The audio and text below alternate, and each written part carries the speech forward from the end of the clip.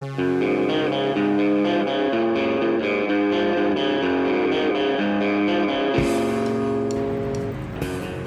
there he is, taking on the day like a champ, looking to see what kind of trouble he can get himself into. And his buddy Breck is coming to hang out today because Breck's got the day off work and he knows I'm getting stir crazy, not being able to really leave the neighborhood too much. So he said, pick a place you want to go to vlog and we'll go do it. And I have picked what I think is a pretty good one. So we'll be heading out to Santa Clarita whenever Breck gets over here. And actually what we're gonna go do today is something that I remember my dad telling me about when I was a kid. And when he and I watched this movie together, he told me this story. Now I've re-examined a lot of the details of the story and it's even crazier now than it was then. Well, it's been a few days since I wrote Bob Barker the letter asking if I could interview him and talk to him about Outpost and about old Hollywood, and haven't heard anything back. Not saying I won't, but right now I'm guessing I probably won't. But I checked out his book anyway, and I'm going to read it and see if there's anything more fascinating that I'd like to know. Well, the second batch of coffee is brewing. Breck is on his way, and I'm just preparing for what we're going to vlog today. And this one, there just aren't words to really describe the feeling that I'm having knowing what I'm getting ready to see. It's not an exciting feeling, it's more of a haunting feeling. And it involves the actor Vic Morrow. Vic Morrow, to me, will always be... I knew him from Bad News Bears. He was always the coach of the other team, the Bad News Bears. But today we're going to explore the fatality that ended his life and the filming of the Twilight Zone movie.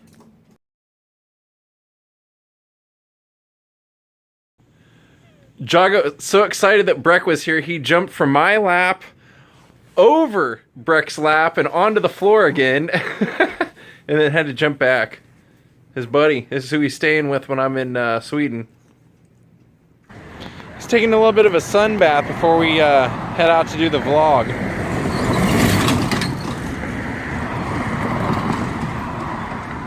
Okay, I guess it's over.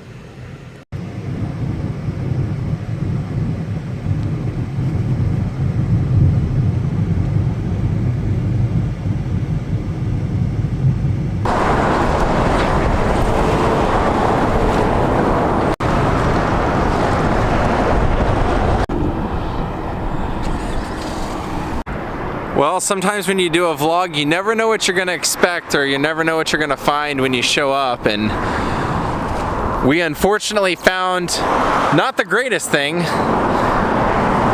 but what we wanted to do today, or what I was trying to do, was tell the story of the helicopter crash that killed Vic Morrow during the filming of the last part of the Twilight Zone movie. And the story was going to begin here because this area right here was actually originally, in that time, this was the helicopter takeoff spot. Now unfortunately this is all private property now. There's signs all over the place saying that you can't trespass. And where we needed to actually go was there's a road that cuts straight all the way through, and on the other side of those mountains, which we didn't know before we came, is the river that they filmed the scene in. And since we can't get over there, I still want to tell you what happened, and at the end of this I'm going to show you a little bit of the footage from that. And I'll put a disclaimer before we go into it. But basically what happened was they were filming the last part of the Twilight Zone movie. It was being directed by John Landis. And you know John Landis from the Thriller mini movie music video. And this was a joint project between Steven Spielberg and John Landis.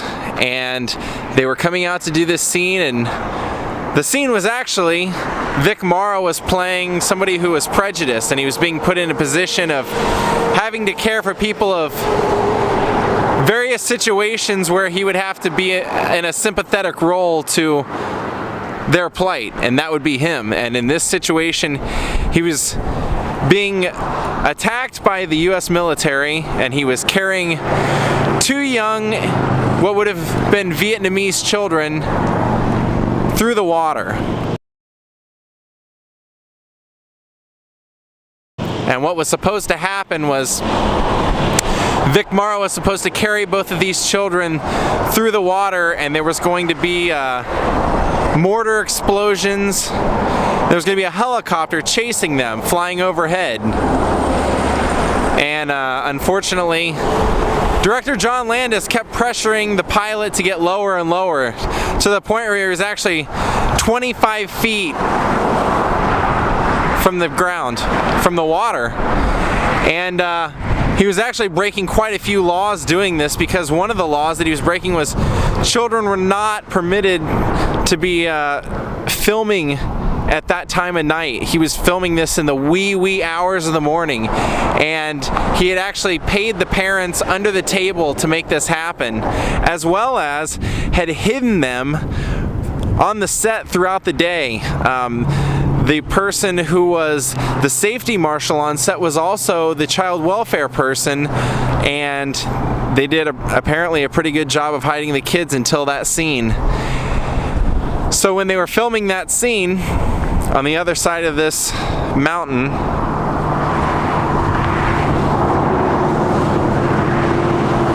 Vic Morrow was supposed to have a line that eventually was something to the effect of, "Don't worry, I'll save you. You have nothing to worry about, as God is my witness. I'll save you, or nothing will happen to you." And he never even got to say it. As he was going through the water and they were filming this scene, director John Landis yelled for them to go lower and lower. The helicopter went lower, the mortar went off, separated the back tail from the helicopter. The helicopter lost control, came down, and beheaded Vic Morrow and one of the children. Right at the moment that that happened, Vic Morrow had actually dropped one of the children and was reaching down to pick her up. And so she wasn't actually decapitated, but she was crushed by the falling helicopter. This actually led to a lot of changes in the film industry, and 6 members of this production were actually put on trial for manslaughter. John Landis, the head of production, the stunt coordinator, the assistant director, and what they said was that the assistant cameraman said that he heard over the headphones that John Landis told them to get lower. When the helicopter voiced an opinion that it was too low, it was unsafe, he told them to go lower anyway. And he was actually had heard, maybe not jokingly, but he had facetiously said at lunchtime to somebody on the crew that doing that scene we might lose the helicopter. And they lost 3 lives that day. The family members of Vic Morrow settled within the year, and the parents of both children went through a series of lawsuits and ended up receiving millions. And John Landis, though he did do Thriller, you don't hear much out of him anymore. It was almost a blacklist to his name. He doesn't do a whole lot. And this was actually, they say, the end of the relationship between John Landis and Steven Spielberg. Steven Spielberg had already voiced opinions to John Landis that he thought some of his filmmaking styles were a bit rogue or a bit maverick, and that he wasn't following the rules of filming. And this was, as far as I know, the end of it. And it's kind of goes back to John Landis, how he got into the film industry. He was a mail boy on the Fox lot and worked his way up from there, And the people that taught him the industry were people that had come up making and directing silent pictures when there weren't all the rules and the bylaws and things that you could and couldn't do. And his negligence and negligence of a lot of people on the set that day cost 3 people their lives. Now I wish I could have gotten over to show you the water, because we actually wanted to go over there and match it up, but before we got here we had no idea what we were going to show up to. I thought maybe it was just flat land, and it looks like it would have been a lot more than that, but I wanted to at least show you this was the airfield where the helicopter took off. Now if you don't want to see the footage from the accident, I suggest you look away now.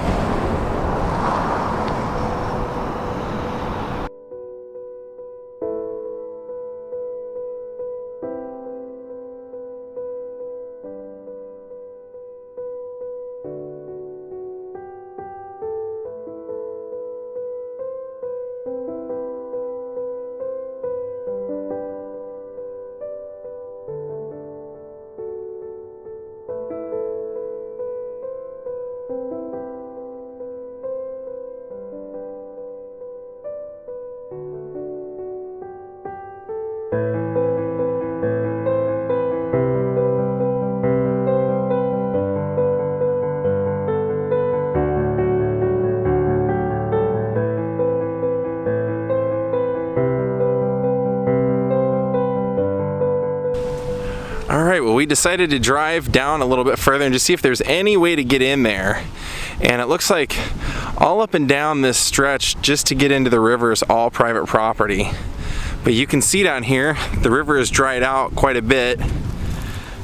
And this is not the exact location of where it happened. This is the river. It's a bit further down, probably I would say maybe a quarter of a mile down the river from here is where the actual location is, but here at the very least you can see the actual riverbed where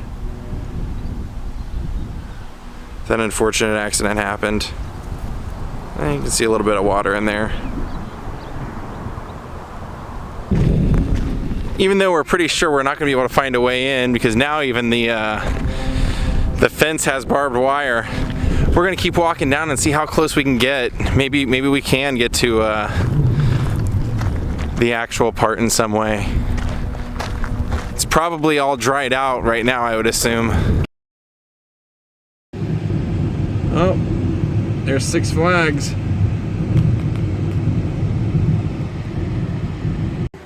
All right, a dreaded trip into Target. Right now I'm looking for plain colored t-shirts and I can't really find them, but I did find this beauty. The old Bob Roster.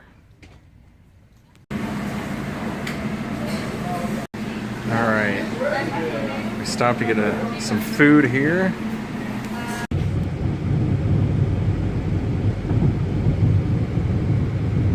Alright, I did manage to get a few of the things that I needed at Target, luckily.